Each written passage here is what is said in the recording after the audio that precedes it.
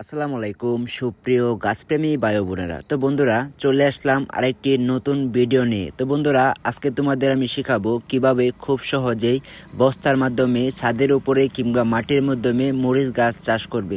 তো আজকে ভিডিওটি সম্পূর্ণ দেখে শিখে রাখো কিভাবে বস্তার মাধ্যমে মরিচ গাছ চাষ করতে হয়। বন্ধুরা তোমরা যদি ভিডিওটি টেনে টেনে দেখো তাহলে কিন্তু কিছুই বুঝতে পারবে না। তো বন্ধুরা তোমাদের প্রয়োজন পড়বে মাটি, ডিআরপি, ইউরিয়া, জিপসন এবং কি জৈব পদার্থ সার।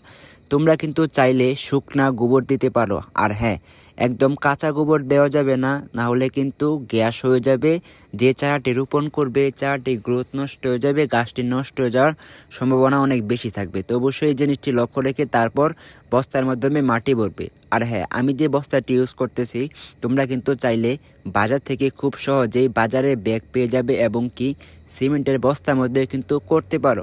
তো আমি ছোট বস্তার মাধ্যমে স্যাম্পল দেখাইতেছি, তোমরা চাইলে বড় বস্তার মধ্যে করতে পারো, তাহলে কিন্তু তোমাদের গাছটি টিকসই হবে, অনেকদিন পর্যন্ত গাছটি থাকবে, গাছটি অনেক বড় হবে। তো তোমাদের এরকমভাবে খুব সুন্দর একটি চারা প্রয়োজন পড়বে।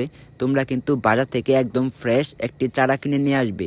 তো বাগান থেকে কিনলে ভালো হয়, ভালো একটি জাতের মরিচের চারা কিনে নিয়ে আসে তারপর এভাবে রোপণ করে বসিয়ে দেবে খুব সুন্দর করে। আর হ্যাঁ বন্ধুরা তোমাদের একটা জিনিস বলে দিচ্ছি, মাটি ভরাট করার সময় দেখবে এই জিনিসটি লক্ষ্য রাখবে, উপরে 2 ইঞ্চি পরিমাণ ফাঁকা রাখার চেষ্টা করবে। তা না হলে কি হবে, তোমরা যখন গাছটি বড় হবে গাছটিতে পানি দিলে যদি তোমরা টপটি ফাঁকা না রাখো তাহলে কিন্তু পানি থাকবে না। তো এই জিনিসটি লক্ষ্য রেখে তারপর কিন্তু মরিচ গাছটি রোপণ করতে হবে। তো বন্ধুরা গাছটি রোপণ করার পরবর্তীতে তোমরা কিন্তু চাইলে কিছু পানি দিতে পারো। আর হ্যাঁ, গাছটি সম্পূর্ণ রোদ্রের মধ্যে রাখবে, তাহলে কিন্তু অতি তাড়াতাড়ি শিকড় গজাবে, গাছটি কিন্তু সুন্দর হবে। তো পরবর্তীতে তোমাদের কাজ হচ্ছে 15 থেকে 20 দিন গেলে এরকমভাবে উপরে যে রুটটুকু রয়েছে এটি ভেঙে দেবে। তাহলে কি হবে, নিচে যে অংশটুকু রয়েছে তোমরা দেখতে পাচ্ছ এই অংশটিকে কিন্তু অনেকগুলা ডাল গজাবে, সেই ডালটিতে কিন্তু দ্বিগুণ পরিমাণ মরিচ আসবে। তো তোমরা যে একটি শাখা দেখতে পাচ্ছ এই শাখাটি বড় হলে কিন্তু 1 থেকে 2টি মরিচ আসবে। আর হ্যাঁ, তোমরা যদি এই মাথার যে অংশগুলা দেখতে পাচ্ছ এটি যদি ভেঙে দেও পরবর্তীতে কিন্তু গাছ এরকমভাবে ঝোপালো হবে, কিন্তু এই গাছটিতে অনেক মরিচ আসার সম্ভাবনা থাকবে।